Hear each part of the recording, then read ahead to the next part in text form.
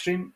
I'm delighted to be joined by Keith Wright, ex-Raith Rovers, Dundee, Hibs, Morton and Stenhousemuir. Keith, first of all, thanks for coming on, mate.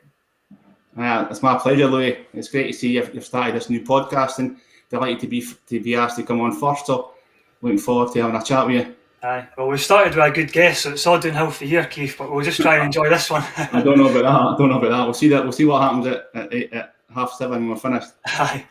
So we'll just go right back to when you were released by Hibs. Obviously not a positive note to start on, but something that pretty much shaped your career, Keith. It definitely did, Louis. I'll take a lot of positive out of that. At the time, 16-year-old, I was hoping I was going to get a full-time contract, but again, it's probably the best thing that happened to me, Louis. I wasn't ready. I probably wasn't ready to go full-time. I was 16. I wasn't really developed to play against adults, so disappointing at the time, but looking back now, it was probably the best thing that happened to me. And I went back to my boys club, to the local boys club, who were staying in Craigmillar area. So for getting released with Hibs, I thought, right, I'm going to prove them wrong, but it's going to be a lot of hard work involved. So I went to Melbourne Thistle, who then I was going to go into under-18 setup, was playing against guys that were a year older than myself. And my good mate David McQueenie, who's the manager of East Houses, he was a player at Melbourne. He told me to get myself along there right away and didn't be feeling sorry for yourself. And that's the best advice I got. Played a year at under-18s, and also at that time, Louis, Melbourne had an amateur team on a Sunday. Okay. So they asked some of the boys to play on a Sunday morning against old experienced pros, old junior players who played on a Sunday morning. And again, looking back at that was amazing for me to play against like ex-senior pros, ex-junior players. And I learned so much in that year and a half. When I got my chance to get a trial with Raith Rovers, I was probably more ready for it. And it really helped me to get that, to play against at Raith Rovers. It was a lot of guys that were coming near the end of their career. So I learned a lot for that spell at Melbourne. And again, you get a bit of luck along the road, and I got my contract at Raith Rovers. So just going back to... So you're saying at the time, so straight away you knew that you probably weren't good enough. Did you have that realisation, kind of? Because a lot of boys don't realise that until they get a lot older, But to have that at that young age is... I think it's that you have to be honest with yourself, and it happens to a lot of the lads now. And I think the parents and the players themselves, they end up arguing and not agreeing with decisions. But I think a lot of times if they look at it and just say, am I really ready to go into this full-time environment to play against older players? And I knew I wasn't. I was a late developer, so I really had to go and work hard and had to get quicker. I had to get stronger. I'd take a wee growth spurt of that spell as well. It helped me. But it's definitely to be honest with yourself and just say, right, if I'd probably went in at Hibs at that time, I probably wouldn't have got a game anywhere near the first team, and probably just went out the game. Probably. So it's the way it's worked out. I knew I had to fight, get better, get stronger, get quicker. Went to Raith Rovers, was a great stage for me. Prove I could play at that. It was the third division in Scotland, but it was a stage for me to say, right, here's my opportunity. Go and try and play at this level. See how you get on, and then again, it was a gradual step up each time, and I was challenged myself. Aye. So, how did you find the standard at Raith, even at that age? Were there guys in the team that helped you along and gave you a bit of advice, or was it kind of just sink or swim? No, I think it's massive. A lot of the young lads that come through between 16 and 19, it's a massive learning curve. And going for a down at Hibs boys club at 16s, playing at Hibs in the odd youth game, you didn't really get taught to going into the adult game. So for there, it's a big step. So when I went for playing with Melbourne 18s against guys that were older than myself, and in that Sunday morning game, there was guys that were getting you stick for getting the ball away. There was big centre halves that were coming right through you, and you had to handle yourself. So it was the same at Raith Rovers. I was playing with my teammates were experienced guys, and they gave you absolute pelters if you gave the ball away. If you were playing up top and they gave the ball away, they would tell you about it in no uncertain terms. So you had to really handle yourself quickly. You had to handle yourself against. So a lot of the kids come out of the 16s, maybe development sessions, and then they go straight to the adult game. And it's a massive step. So again, that really helped me. And the Raith Rovers boys were hard on me, very hard on me. and I played alongside a lot of good strikers, Colin Harris and Andy Harrow, who were boys who had good careers, and they told you as well if you didn't put your shift in. So it was all the learning curve, all the stuff that you need to know, you need to mentally take it on, as well as the physical side of it. And then again, it was a big learning curve for that 3 years at Raith Rovers. So did you kick on straight away, or was there any period at Raith where you were out the team at any point? Did you struggle, or was it kind of? It's a good question, because again, my first season at Raith, I only played 5 games. I was 18, only played 5 games, but again, it was coming off the bench. It was watching the guys that were playing. It was playing reserve game. It was a reserve league East on a Monday night, away to Forfar, away to like the Brecons, and they were great learning games for me. So although I had a lot of success full time, it's these years that I look back at the reserve league East on a Monday night. The first year, 5 games I played out of probably league was about 40 games at that point. But it was the start of the next season. And the 2 seasons after that, for the 3 seasons after that, I played every single game and scored 20 goals a season. So all the work was done, all the hard work was done in the year and a half, watching players, playing in reserve games. Then when I got my chance, I was ready. And I grabbed my chance and I played up front with Paul Smith, who's now assistant manager at Raith Rovers. Okay. It was great, a great partner to play, experienced, a wee bit older than me. Again, he told me if I didn't put the shift in, I learned a lot from him. But for there, I was scoring 20 plus goals a season and hoping to get a full-time move at it, and eventually it came. So when it did come, was it Jockey Scott? Was it him that bought you for Dundee? Was it 50 grand? Is that the transfer fee? That's what it was at 3 years at Raith Rovers, and I didn't think that there wasn't a move on. It wasn't as if it was all set for the transfer. It was like a Friday night. Raith Rovers game was off, Louis. It was like a December night. The game was off, so I was just in the house. A normal Friday night, I was just like, there was no game on a Saturday, but I got a phone call for the manager at Raith Rovers, Frank Connor, who was a great influence on my career as well. He had said to me, do you fancy playing at Parkhead tomorrow? And I said, so what's happening if you organise a friendly? He says, no. He says, Jockey Scott's just phoned, and if you can get yourself at Starks Park and sign the night before 12 o'clock, then you'll be in the squad, the Dundee squad, to play Celtic tomorrow. And that's how quick it happened. Dundee had put a bid in on the Friday afternoon, and in these days you had to have the forums through at Hampden for it to go through. So it happened that quick. The Friday night I was through meeting Jockey Scott. Never met him before, never knew nothing about Dundee players, just the guys that I've watched on TV.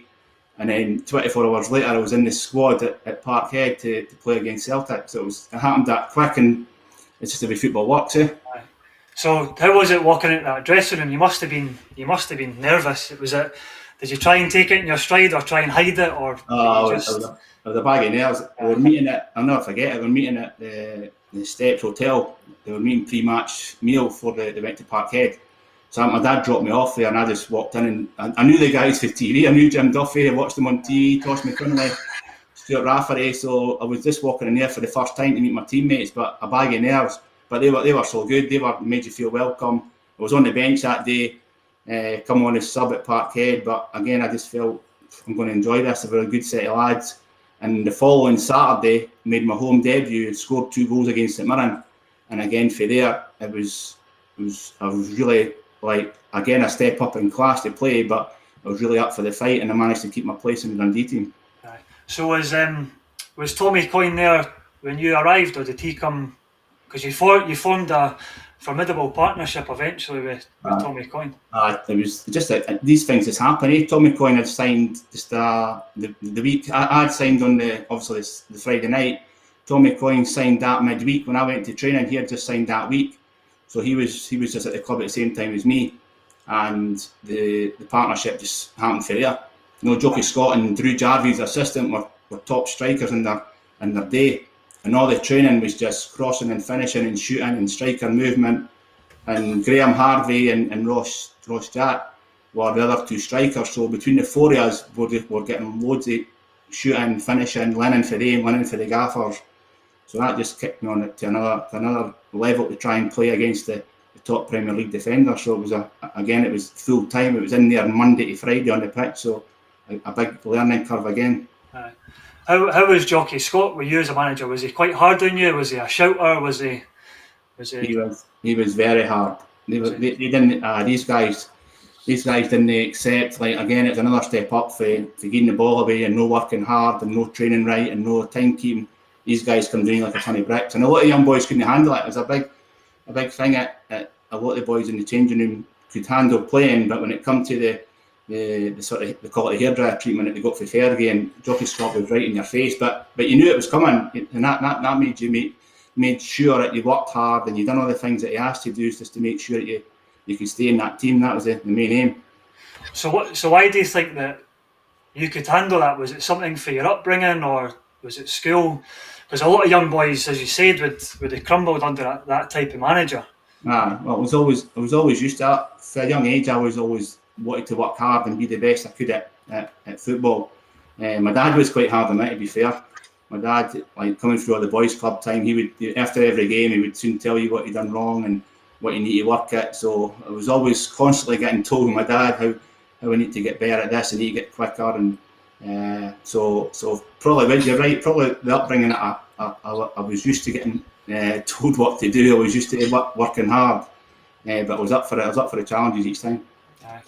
So again, you went on to have a really good goal record with Dundee, and your record against Dundee United in derbies was pretty good.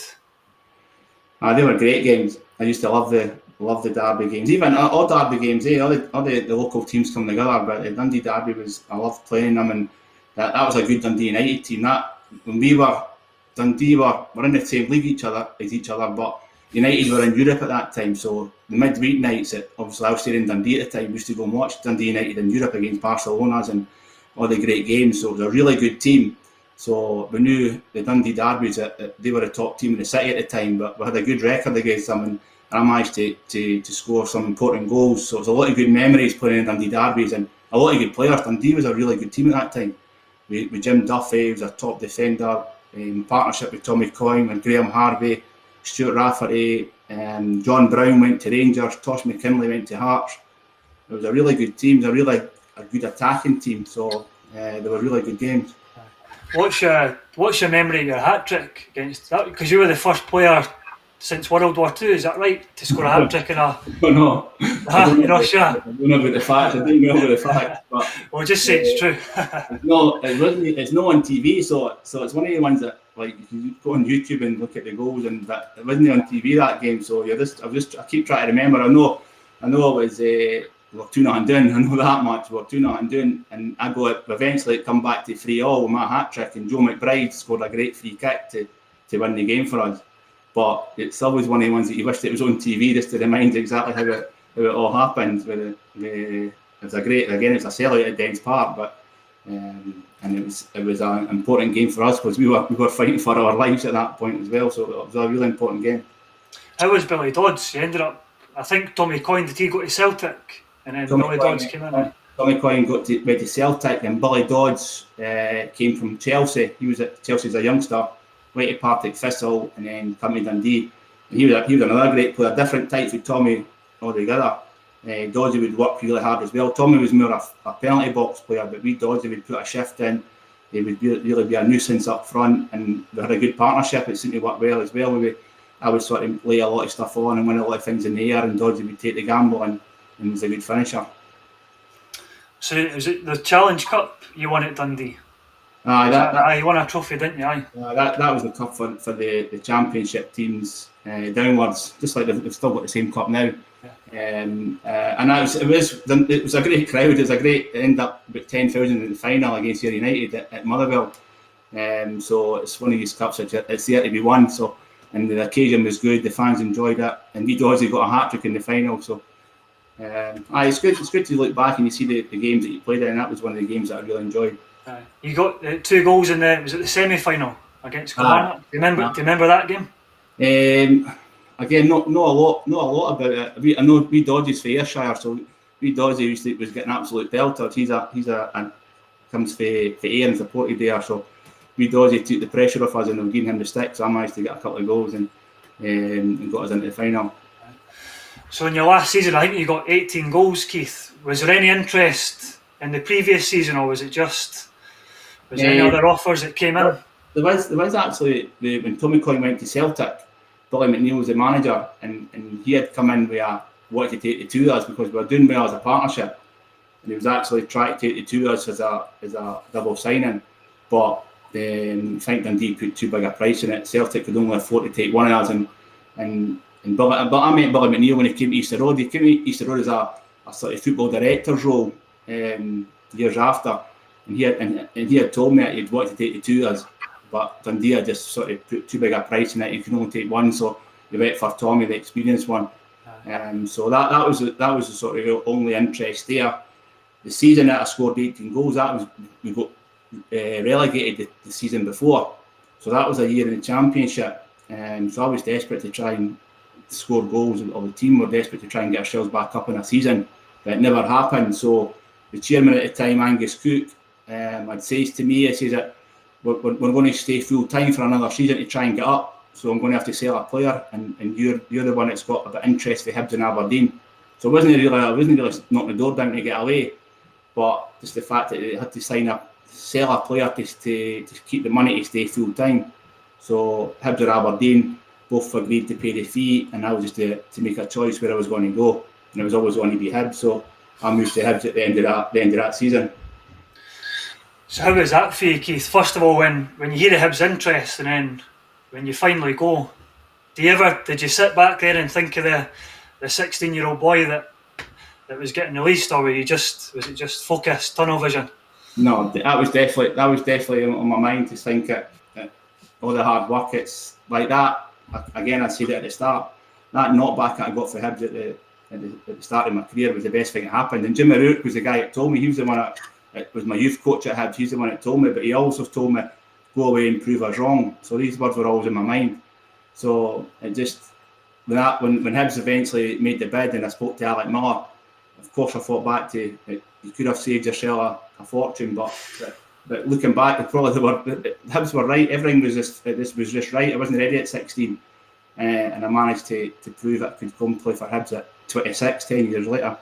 26 before I got the chance to play there. So I grabbed it, even though it was 10 years later. I grabbed the chance and I loved it. Did you get a chance to speak to Jimmy O'Rourke when you signed for Hibs? Did you get another chance? We had a lot of functions over the years since I left Hibs. I met Jimmy a few times at a few functions, and Jimmy we have a laugh about it. Jimmy, wasn't his decision. Jimmy was the one that was told all the S form. He had about 5 to keep, and he had about 5 to release. So it wasn't Jimmy's decisions, and I knew that. Jimmy was a great coach. Jimmy was a really good influence when my S form days. So we never fell out once about it. And Jimmy had says to me, "Go and prove them wrong," and that's the words kept in my mind. So we kept in touch, and all the Hibs former players events after that, I still got on great with Jimmy. Still got on great Jimmy now to this day. Yeah. So in your first season, you scored in every round. What was the Skull Cup back then? Do you remember that run? Have you got many memories for that? It was just happened so quickly. I signed in August, and the games come rapid. When you're at that, I think it was a 44 league campaign, so it was league games and league cup games, so the games just come rapid. I loved it. I love playing Saturday, midweek Saturday. That's what all players want to do. So the season's got off to a great start. We beat St Mirren 4-1 in the league, and then the league cup games just came on the Wednesday night, and we just got so much confidence for that first game, because remember the season before that was the Wallace Mercer hands off Hibs. So it was, the Hibs fans were really right behind the team. They were really delighted that we still had a club to support. So to beat St Mirren 4-1 the first league game, and then we go and win, we beat Stirling Albion in the first league cup game, everyone was just full of confidence. So I just sort of went along with that for the first 4 or 5 games of the season. I was just a wee bit of pressure with the big transfer fee, but when you win games and the fans are right behind you, then it sort of makes it a bit easier. Do you think it helped that you went straight into all the games as well? Do you think if it was maybe you had the whole summer to think about it, then it would have been a bit different? Or it would have. The thing I was wanting to do was I wanted to score early, because you've got that transfer fee in your head. So I scored in my second game in the League Cup against Stirling Albion, and I scored in my next league game against Motherwell. So I think it was important for me just to try and score early, take a wee bit of pressure off, and then maybe relax a bit more. And that's what happened. I managed to get a couple of goals early. and that helped the confidence, and the team was playing really well. So it was a good start, and then before you know where you are, we're maybe sitting 4 or 5 games unbeaten in the league, and we're in the semi-finals of the cup. This all come really quickly. Did you know right away, training with the guys in the first couple of games, that you had a really good team, or did it take a while to get going? It was a really good team. Dundee was a good team, but again, I think it was another step up for me to prove myself. Playing against, it was Gordon Hunter and Willie Miller at training every day. They were the guys didn't hang back in the challenges. Just like Dundee boys, the training was like how you played. So Willie Miller, Pat McGinley, Neil Orr, Graham Mitchell were really good players, and the trained. Alec Miller demanded that there was a intensity at training every day. So again, it was another, and I loved it. Again, it's another challenge for me to can I go and play at this level? Like the demands you had to be a Hibs player, which was again, it's something I like to be challenged, and enjoyed it. So you got to the semi-final and you come up against Walter Smith's Rangers team, who were no mugs. They were a top team. Did you think you had a chance going into the game? But to be fair, if we picked the semi-final team, it'd be Airdrie or Dunfermline. When the last 4 were saying it'd be great to get an Airdrie or Dunfermline and get Rangers in the final. But when the draw came out and it was a Wednesday night at Hampden, and again we were still unbeaten in the league going into the game. So it was a confident team that was going to play Rangers, but they were a top team. They had spent a lot of money and they were bringing a lot of players in for England, so it was going to be a massive challenge. But and again, the way the game worked out, we were under the cosh a wee bit for parts of the game, but a lot of good performances on the night, and I think at the end it we deserved to win the 1-0. Was it John Burridge was the goalie? He seems quite mad, a top goalie, but he seems off the wall. His budget was unbelievable. He was great. He was great at the time for the changing room. He was so like fitness fanatic. He just all the good habits he had. He demanded of players at training. He hated losing, like normal goalies. Hated losing goals at training. He would have a right go at players if they lost a goal at training. So and he was great for the changing room. His banter was good. So he was a good signing for Altmore. And you scored the winner in that game. How was that for you, Keith? That must have been some moment for you. It was. It was. Again, it's one of these nights where you're just hoping it all goes well for you. It's a massive task. The way Murdo McLeod says that this is the best time to get Rangers. Didn't get Rangers in the final. Get Rangers in a semi-final. He said there's no trophy on show, and I always remember he said that there's no trophy on show in a semi-final. Get Rangers now. The Wednesday night in a semi-final, and Murdo says that it was right. I didn't think Rangers were up for it as much as we were. They might have been, but we seemed to be dominate a lot of spells of the game as well. And then Mickey, the way it worked out, the goal worked out with Andy Gorham clashing into Mark McGraw, and then Mickey's just flighted the ball over, and it just all seemed slow motion at the time. And I'm expecting to get clattered with David Robertson or Gary Stevens. One of them to come and clatter me, but just having a quick look, the both of them just went on the line and sort of went on a post, so they made it easier for me. And I didn't think at that, half an hour gone, I didn't think at that time that it would be the only goal of the game. Brilliant. So you went on to play Dunfermline in the cup final. Do you think there was more, did you feel more pressure being the favourites, or did you quite enjoy that? No, the roles were reversed. There was more pressure on us. It was one of the ones in the build-up that we can't get Dunfermline, and no disrespect to Dunfermline because they were a good team. There were a lot of good players, a lot of guys that went on to be top managers. David Moyes, Hollis Davis went on at Dunwell at Notts Forest. Tommy Wilson at one of the right backs is a top coach in America. So it was funny how they've all went on and had good careers, but they were a good team. So the pressure was on us to go to Hampden, hot favourites, to go and beat a Dunfermline team. The fans will expect it. So it was great to have that, to be favourites to win a cup, but you've got to go there and do the business. So the lead up to the cup final, was there all your pals looking for tickets, the usual scramble? And it was crazy. Every game, see talking about tickets, every game we had with me was I had to try and get maybe eight comps. The guys that weren't wanting their comps, for maybe some of the guys for Glasgow weren't wanting their families to get tickets. So every game for me was try to get comps, because my dad was always getting my dad and my brothers always got the first slot, so my mates were after that. But to get tickets for the final, it was crazy because it wasn't the all ticket. I think it was only ticket for the stand. So it was quite hard to get stand tickets, but I made sure I got tickets from obviously my mum and dad. And I think the mates had just ended up going through and paying in there because I think the stand was sold out really quickly. It was only about 8,000 or something it held, so the terracing was all just pay at the gate. And the first goal, was it a soft penalty? Were you close to it, or were you quite far away? I was claiming for it. At the time. I look back at it and watch the game. I'm claiming for it, but it's very soft. Mickey's probably went down maybe 2 steps too late. He got the push and he's trying to steer on his feet to get the cross in, and he's realised he's not getting the ball and he's went down. But soft penalty, but we'll take it because at that point the game was going either way because it was an even first half. We've come out and started the second half a lot better, but that definitely calmed the nerves to get that penalty and Tommy McIntyre to put it away.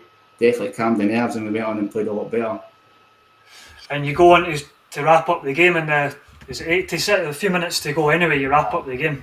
The game, that was again Mickey Weir, great through board. I think we won the ball in midfield, and Mickey got on it, and I just made a run in behind, and as usual, the man found me. You just seen it. I just split second. The fist goes in. I'm thinking the game's won. So, and just managed to just clip it over Andy Rhodes when he come out. And that, as you say, with the late goal, there was no way they were coming back. So you just felt that relief that you had won the cup there, and then the team had won the cup with that second goal. So you're saying that you owe your Hibs career to Mickey Weir? Is that what you're saying? A lot of important goals. No, with a good partnership. The man was different class. So the celebrations after when the full-time whistle goes, Keith, and you're a cup winner with Hibs. It's a silly question, but how did you feel? I know, it was great. It's probably the big Hibs winning the Scottish Cup in 2016 is another top day, but to be part of it and win a cup with Hibs, it was just for the minute we met at the Maybury in the morning to go for pre-match, to the excitement of going to the game and coming out at 3 o'clock and seeing 40,000 fans actually playing the game and managed to score, and then we think that's it. You think that's the end of your day, but it's when you go back to Edinburgh and you're going through the streets and the thousands of fans, and just unbelievable how much it meant to them. And you go back to the Hibs Stadium, we didn't realise there was anything happening there. Went back to the Hibs Stadium and that's full as well. So it was just amazing how much it meant. And I think it was all because of the year before. The year before, so many things were happening with the financial side of the club. The fans were just happy everything was all sorted out. But then to win that cup, so 3 or 4 months later, I think it was just a relief, and that's part of the celebration as well. How were your family, Keith? I mean, your dad must have been so proud to watch you, and going through all the rejections as well to get to that point. My dad, that was a massive part of my career, because when I did get rejected for Hibs, and I was going on trial to Arbroath, talking about the Monday night reserve games. Before I signed for Rafe, I was going to trials with Meadowbank, trials with Arbroath, trials with Dunfermline, and it was my old man that was taking me all over the country. So when it gets to moments like this, and it's him that you got to thank. And funny enough, when we come off the bus at Easter Road, we obviously got the bus right through the town, and there was a crowd at Easter Road. But the first two I met when I come off the bus with my mum and dad, they were waiting just when the players were coming off the bus. So, and they when they got to the stadium, they were going into Leith to get a good drink. But I gave my mum a medal. I always remember it. My mum and my dad were the first two. So they were away into Leith with the rest of the supporters. My mum had my medal, and they were just not want to go in the stadium and hang out there for an hour. They were waiting for a celebration drink. So it was good. It was good that I could see them and share a wee bit with them. And just as you say, thinking back all the times that my dad helped me to get to that level. So you ended up getting to is it the final of the League Cup again? Was it 2 years later? 2 years later, was that Celtic? Aye. It was at Parkhead, because Hampden was getting done up at that point. So it was Rangers in the final at Parkhead. Another good game, Blue. Another good game. It was that man, Alan McCoist. It was 1-1, and probably the game was going to go either way. We were having a few chances. They were playing well, and then you just seen that Alan McCoist had just come back into the squad for a broken leg. About 10-15 minutes to go, you seen the subs boards coming up, and he was coming on. So with Alan McCoist at that point, he was a top player, a top striker. You knew the writing could be on for him to get the winner, and that's the way it worked out.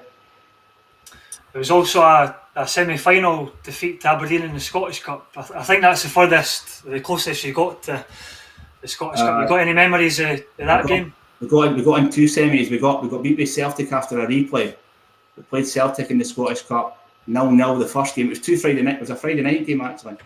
Ibrox. It was unusual. Again, Hampden was getting done up, so we played Celtic at Ibrox. We drew 0-0 the first game. They beat us 3-1 the second game, and then the game at Tynecastle against Aberdeen. That was a sore one. That was 1-0. We got beat.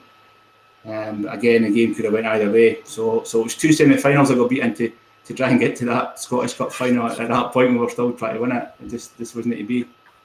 So you ended up spending 6 seasons with the Hibs. How did it come that you ended up leaving? Was it? Quite easily. Jim Duffy, who was my teammate at Dundee, he got the Hibs job, and he was, to be fair, he was great at Dundee with me, and he really helped me settle in. But he was really honest when he came to Hibs, and the first day he says that he's in to change things at Hibs.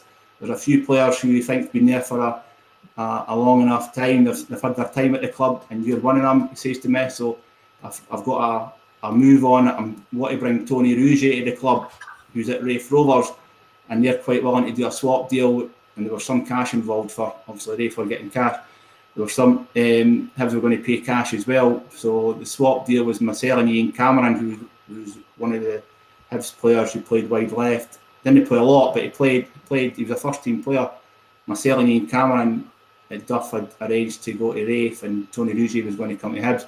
And it was a full time. It was still full time at Rafe, so I was no happy to leave. But I was 32 at the time, so I knew my time was up at Hibs. I knew Jim Duffy was going to bring in new players. So again, it worked out. I was going to go to a full time club back to Rafe where I started. So it worked out quite good for me to go to a full time club, and then Duff got his player in, who he wanted to come for Rafe. So in 2012, you were inducted into the Hibs Hall of Fame, and also missed that you were inducted into the Raith Hall of Fame and also the Dundee Hall of Fame. I think it's an amazing achievement. How was it when you found out that Hibs were going to induct you? Because I've been to the bit at the West Stand with the players on the wall, and it's fully top class players. So that was an absolute privilege. I always go back to my getting released at 16. Released at 16, who would have thought then in I don't know how many years' time you're not just going to play for Hibs, you're going to get in the Hall of Fame. It's just unbelievable. It's just a great honour. My dad was there, so he was proud to see it. It's a great night. It's always a good night. I think there's 6 or 8 players get inducted every couple of years. So I was one of the lucky ones. I always say lucky because I didn't put myself on the same level as the Laurie Rileys and Pat Stantons and Arthur Duncans that are in it.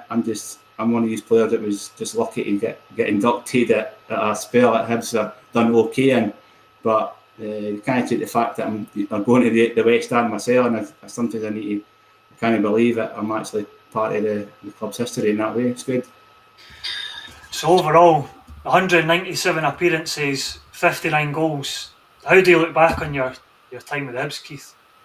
I really loved it. I would say my first 3 years were probably the better in the second part of my Hibs career. I got a lot of wee niggly hamstring injuries, but my first 3 years never missed a game, played most of the games. Quite lucky to get good partnerships going with Darren Jackson and Gareth Evans and wee Mickey, Pat McGinley.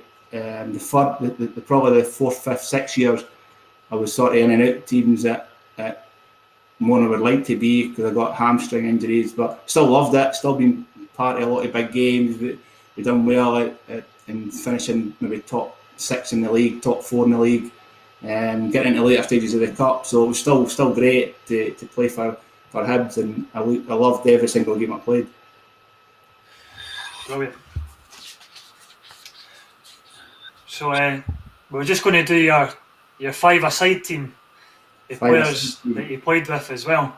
If that's right. Hope you've had a good think about it, because it's only 5 mine, so it's no easy. It's difficult when you look back at all the players that you've played with, but I've picked a good 5-a-side team. I think they would do well in most 5-a-side tournaments. I'm going to go for the mad Budgie in goals. He would be well suited to a 5-a-side game. he's crazy, and he would love to play in that. He would hate to lose goals, so he would make sure the other 4 players were on their toes. I'm going to go with Jim Duffy. I'm going to go Diamond in front of that. I'm going to go Jim Duffy, who was before your time, Louis, you'll not remember Jim Duffy as a player, but he was a fantastic player. He read the game so well. He wasn't the quickest, but he really good tackler. Really read the game well. He was an organiser. He was a leader.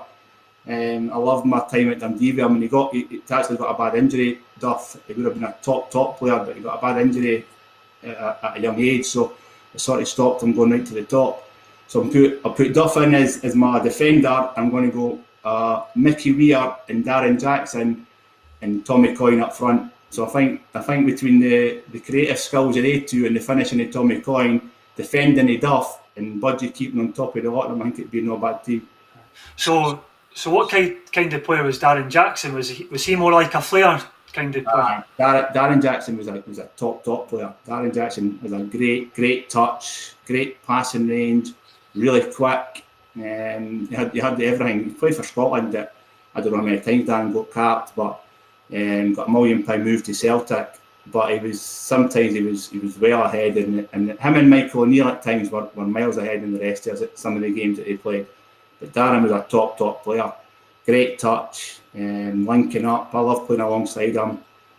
I would do a donkey work for him. I would run into channels. I would get the flick-ons. But to link up with him and his movement, you could find him all the time. He was really clever. And Mickey the same. I had a great partnership with Mickey. I knew when he was going to hit the byline. I knew when he was looking to come in and play 1-2s in behind defenders. So it was just a sort of good rapport with Mickey, and we knew each other's game well. So yeah, you mentioned Scotland there, but I actually forgot to say you were actually capped once for Scotland. I mean, how was that when you got the call? Were you in squads before that? Was that the only time? I was in a couple of, like, they had at that time maybe 30-40 players that were on standby, and then they would name a squad of about 22. So I was always on a standby squad, but never thought I would get my chance. See, when I did get my chance, I probably deserved my chance more when I was at Dundee, but you were never going to get a cap playing with Dundee. The amount of goals that I scored in the Premier League playing with a team like Dundee, where I felt I was in really good form, but then when I did get my chance to a cap with Hibs, I didn't feel I was playing as well as what I was at Dundee. But that's the way it works. Hibs were a bigger club, and it was a shock to even be mentioned in the same breath as some of the players. I was in the squad with Ali McCoist, with Mo Johnson, Gordon Durie was playing down at Chelsea, and Brian McClare, Gordon Strachan, they were on the squad. So I was absolutely delighted to be mentioned, to get even in the squad. And then when they named the team that night to play 4-4-2, it was Gordon Strachan's 50th cap.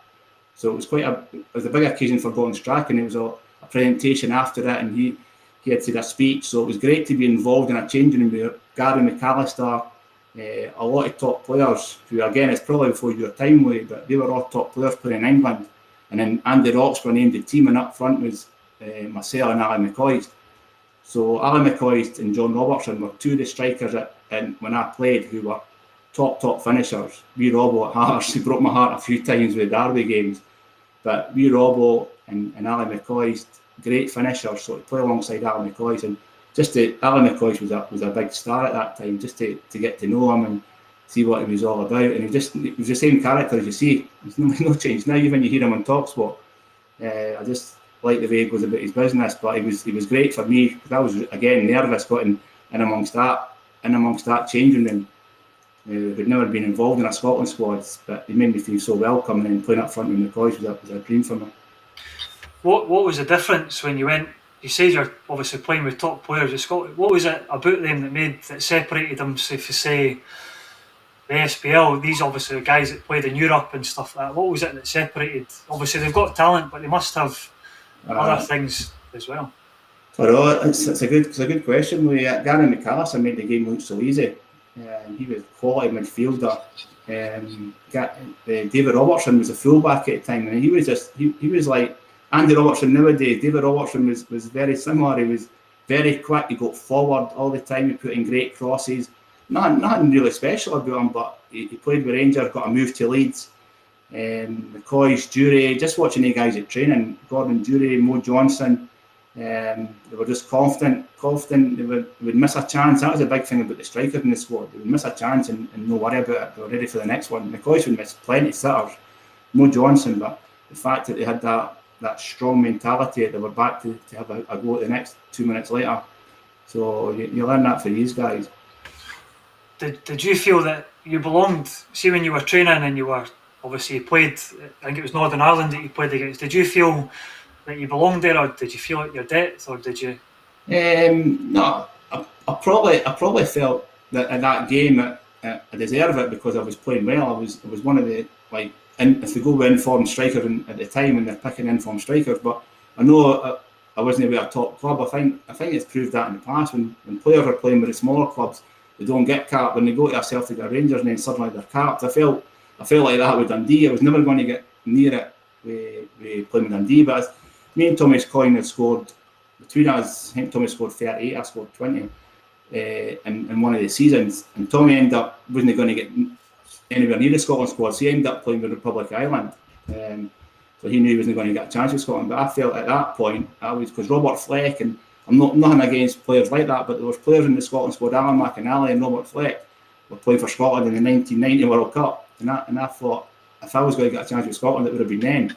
No 2 years later when I didn't think I was playing as well, but just the way it is. But to answer your question, I was very nervous to go in and train, crossing and finishing with Mo Johnson and Jury and McCoy, but no, you just got to, like I was when I was 16, you just got to go there and go and prove yourself and prove you can step up again and show them that you should be here on merit. And it was difficult because I wasn't that great confidence to go in there and shout for the rooftops, but you just go in there and try and do your best. And I got, again, it's a cap I've got. I can show my boys. Obviously, I think you're right, because if you look at, I was looking at like the famous five, their Scotland caps were ridiculous. Even like guys like Pat Stanton, if you look at the amount of Scotland caps he got, it was ridiculous. For the players they were. I think more so nowadays, even if you want to play with Celtic or Rangers, and you weren't getting caps, so it's the right top players that couldn't get in. Right, cheers for that, Keith. We're going to go into your dream car share, so we're going away for the career. So right. Again, I hope you've had a good think about this, because it's a tough question. Dream car share, aye. Well, I've got away. If I go football, who have I got in it? I've got my interest at that time when I was coming through. Well, was I used to love the jumps at the horse racing. So, and Tony McCoy was the top man. He was a champion jockey for years and years. So I read his book and I just loved his story, how he got to the top. So I'm putting Tony McCoy in, give me all the horse racing stories. So Tony McCoy's in, and my favourite comedian, Billy Connolly, he's going to get the laughs. So Billy Connolly's in, and Tony McCoy's in for the horse racing stories. I've got the main man who I've read his book.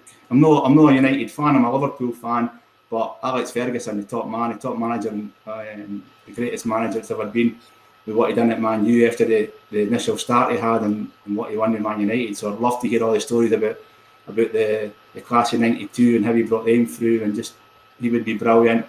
And I'm going to put in one of our own, Louis, somebody you know very well and I know very well, who I love. I'm in his company quite a lot when I was at Pennycook, is Davy Lees. Davy Lees is in my car, because Davy Lees would bring all that together. I used to travel for training and games when I was at Pennycook, and Davy just loves the game. He just lives and breathes it. He's got his work, but his football's his main aim. So I would love to have Davy Lees and just see how he would speak to these guys and get, especially Fergie. Billy Connolly couldn't get a word in if Davy Lees was in the car. That's true. That would be a good partnership. But that's one thing I found about Davy Lees. His passion for football is just, I've never met anyone like it, who's as passionate for coaching and for trying to make players better. He's just brilliant. In that life, he's got a stressful job. He's got a job that he's got to be there, isn't he? Monday to Friday, but he's loved for his weekends, and he never missed his training nights. He loved to put on his sessions, and the Pennycook boys loved him. The Haddington, when they come in there as well. Just all the wee fun stuff he does as well, and he's good. He's good one-to-one with players as well. When the manager maybe give it a wee bit of stick, David will be one that will get their confidence back. So he's in it. Is that your phone? Is that us? It's a good car. I think that'd be a good journey actually. I think that'd be a wee bit of everything for me. And if the banter was poor, I would put on my 80s CD with my 80s classics would go on, so that'd be me quite happy. So I'm stuck in the 80s, Lou. Oh, that's all right with me. I'm an 80s man as well, Keith. That's fine by me. We're just going to finish with some questions that have been sent in, if that's all right with you, Keith, just to No bother, no problem. To finish us off. So the first one is it's actually for my dad, who you've met before. You talk about passion for football at football games. He's right up there. You hear him before you see him. I mind the Pennycoot. I mind it very well at the Pennycoot days with you and your own man. Aye, so that was. I love my time. I love my time with Haddington and Pennycoot. But obviously he's a big Hibby as well. He's asking the best player you played with at Hibs. Yeah. I probably spoke about him already, but Michael O'Neill's definitely in there. But Michael had one when Michael first came to the club. The Northern Ireland manager now, Michael O'Neill. His first season at the club, he was unbelievable. Him on one side and Kevin McAllister. Wee Mickey was away at that point, so Kevin McAllister played. I don't know if you remember Kevin McAllister, Lee? I do. I know his. Aye. So he was like Mickey. We are great going by players. But Michael O'Neill was unbelievable. But the thing about being a striker with Michael O'Neill, he didn't know when the ball was coming in the box. He loved taking the mick out of defenders. He would go down the line, as if he was going to cross it, he would cut onto his left foot. As if he was going to cross it, he would cross back onto his right foot. But amazing talent, great player. But I'm just putting Darren Jackson just in front of him. Darren had everything. Darren was a hard worker. He worked his socks off.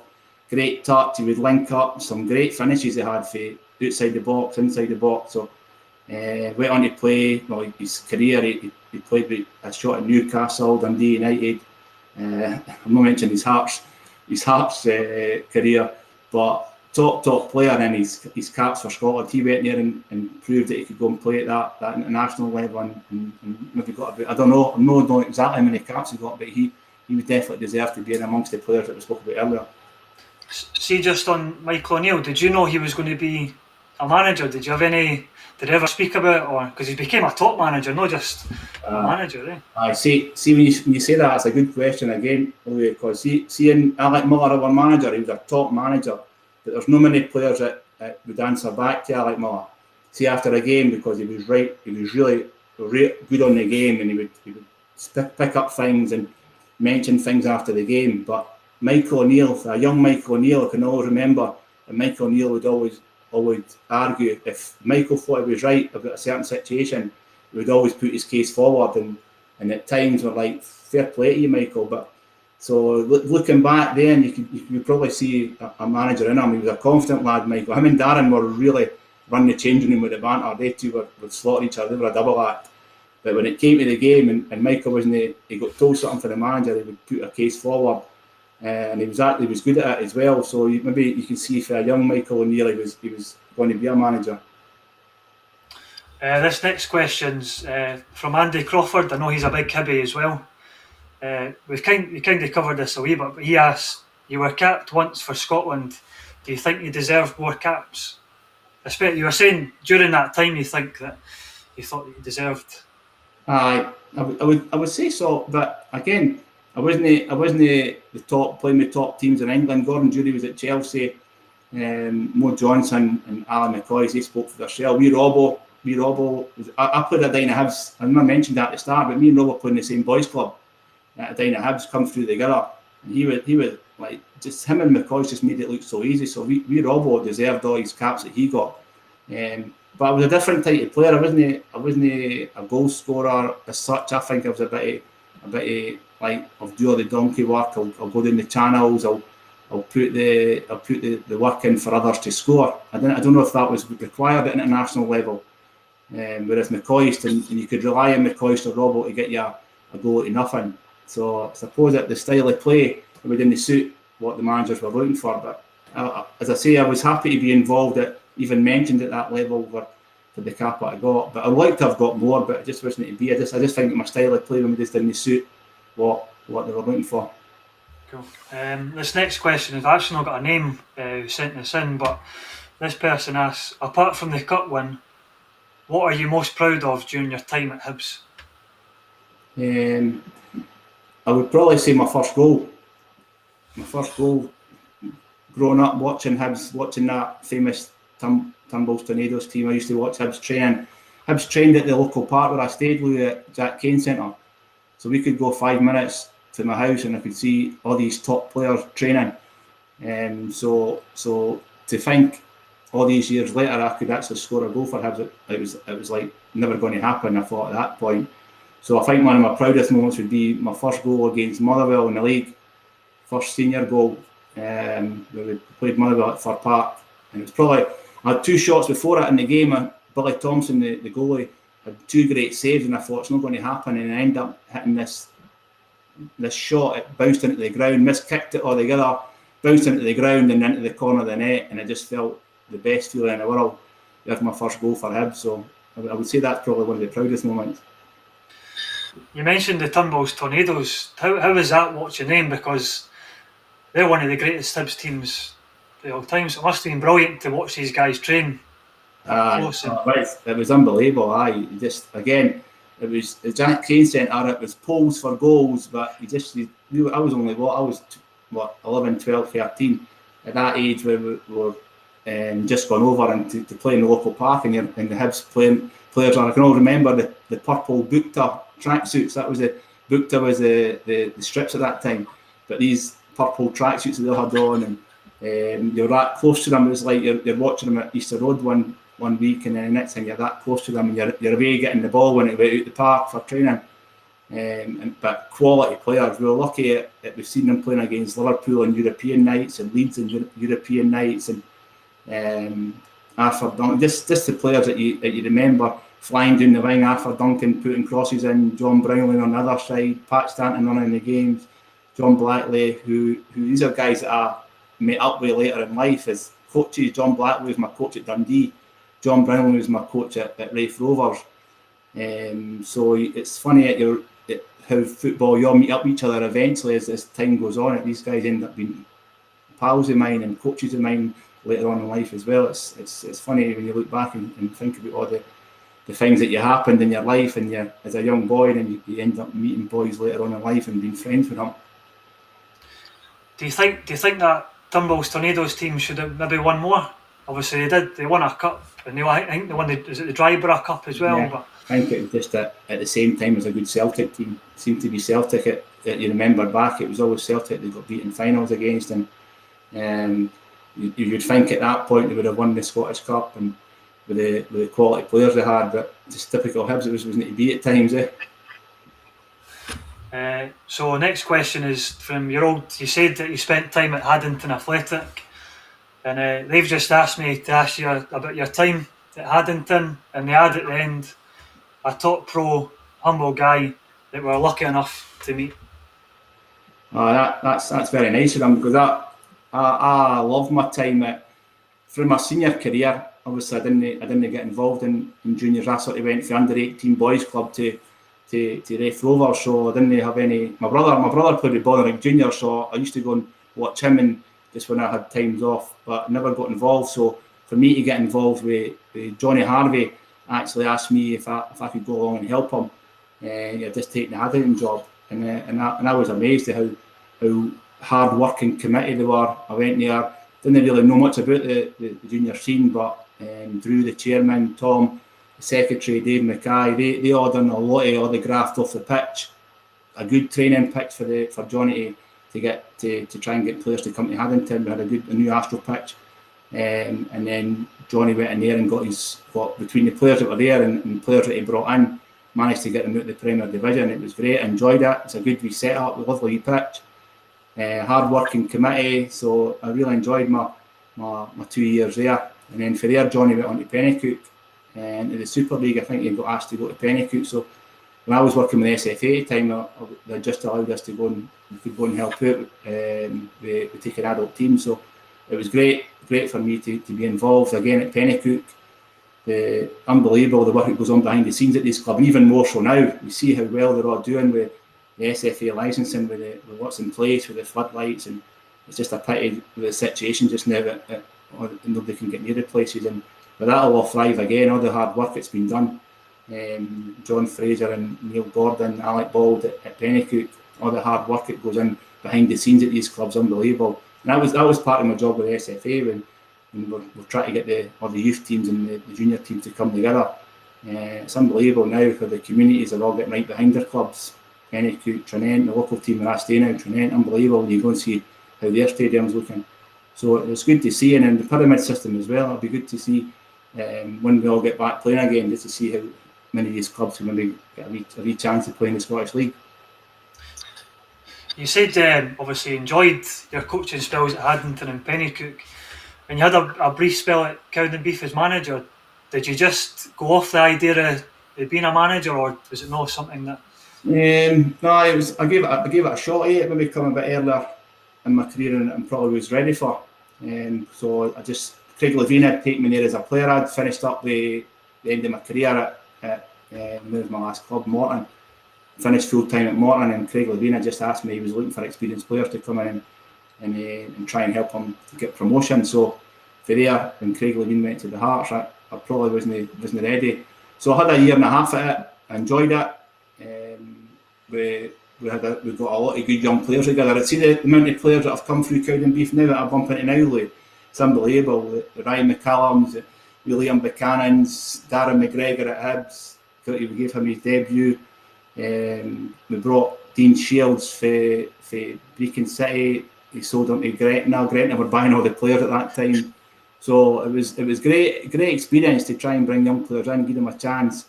And it wasn't the money they were coming for. It was just that stage to go and play and try and get themselves, like I did all these years ago, play part time and try and get a full time move. But it was great experience. But didn't work out. When I got sacked, I was hoping to maybe go back in, but I got an SFA development job quite soon after that. So I went down that route, Louis, and didn't get back in until Johnny got me back in the adult game with Haddington and Pennycook. So just the way your life goes, sometimes you have a shot at something, it didn't work out, and then the development job came up. So I've been quite lucky to stay in football all these years. So again, it's hard work, and you want to try and put everything in to get to play or coach. So I've just went in the development route and still there now, enjoying it. So you just said you're enjoying your role now. What's your kind of day-to-day job with the kids? Obviously you're the perfect person to sort of pass on your past experiences and. It's just it's a tough one now for the kids, for everybody. But I'm at Broughton High School, and I've got 27 players who come in, and it's for extra time on the pitch. That's the main aim for it. The top elite players, to give them that extra time on the pitch to work on individual skills to make them better players. But just now we can't get anywhere near the pitch, so it's just disappointing that we're speaking about analysis and speaking about attributes to be a top player. So I'm still in touch with the players, but we can't wait until we get back on the pitch and put that hard work in to hopefully give ourselves a chance to go and play full time. You said about kids 7 minutes on the pitch. Do you think that's something to do with society? Because obviously now I know a lot of people say it, but there's not as much access or free access anyway to just getting kids out and about and playing football. It's a massive problem, Louis. It's a massive problem. There's so many different things now that before, or when I was at that age, it was just football. It was football, and we could go and play, as I spoke about, go and play in the local parks and that. But that's just kind of happened these days. So it's so important that there's so many other activities on for them, opportunities to go and train and play as much as possible. And it's still not enough. No matter what, we could still have more facilities and more time for them to practice and work on their individual stuff. But we try our best, and at the school we've got football during our curricular time. So there's 7 periods a week out there on the pitch, working at individual skills to try and improve every aspect of their game to give themselves every opportunity to try and play at the highest level possible. Good. So we've just got a couple of more questions, Keith, before we finish. Yeah. Andy Crawford is asked again, who was the best player you played with during your career?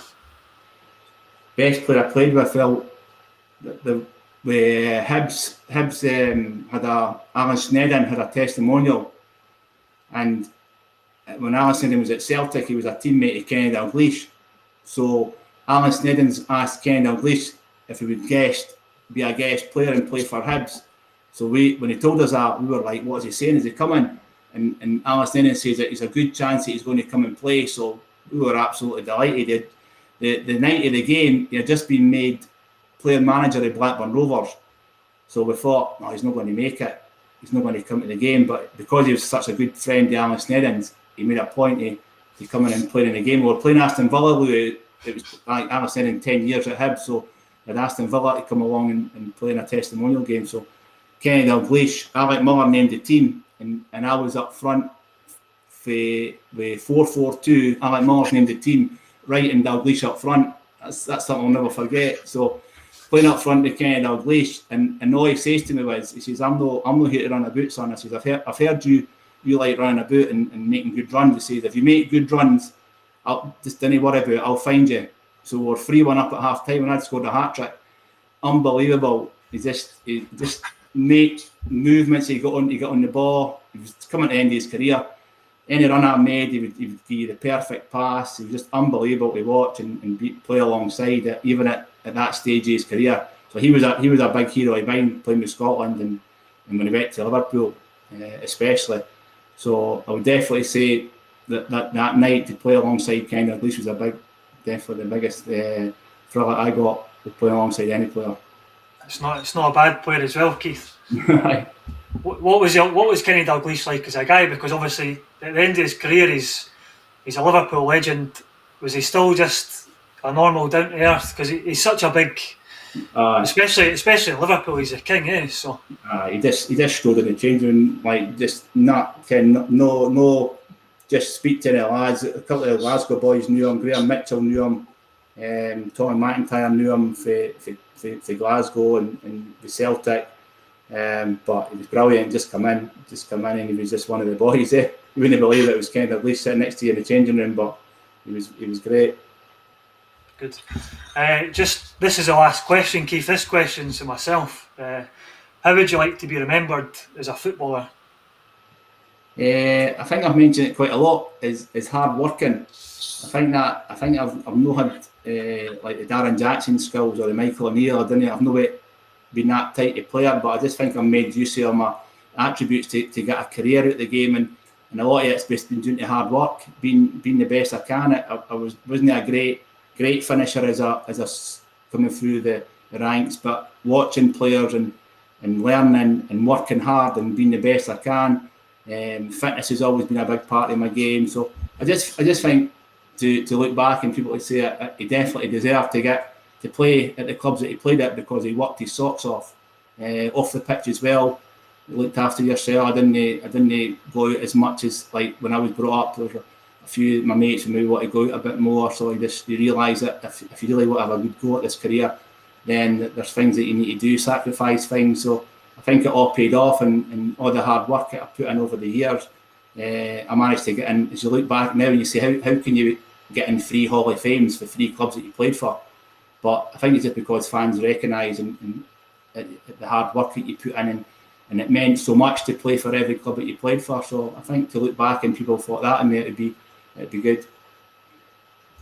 Brilliant, Keith. Well, that's us. That's the last of the questions. So I'd just like to wish you all the best. This is great that you're doing this. This is brilliant especially for the Edinburgh and all the junior guys that are going to come on and speak about their clubs and speak about their committees that I spoke about. There's a lot of hard working people out there, a lot of good clubs. So I think this will be brilliant, especially nowadays. Now we've all got this spare time. It's great. That's what I do now. If I'm out walking, I'm listening to a podcast. So I'm looking forward to getting better guests than me on and watching it in the weeks to come. So well done to you, and I hope it all goes well. Cheers, Keith. And this is the podcast is easier when you get guys like yourself, because I'm obviously just a Hibs fan listening in, so someone who lived the dream as well. So Louis, all the best for you when you get yourself fit and get back in, and all the best because you've got a lot to offer as well, Louis. You're still a young lad. And I loved watching you at Pennycoot with these darting runs into the box in midfield. So get yourself fit and look forward to seeing you back playing with Berwick. Cheers, Keith. I appreciate it. Thanks a lot, mate. All the Good best, man. mate. Cheers. Thank you, mate. Cheers. Cheers.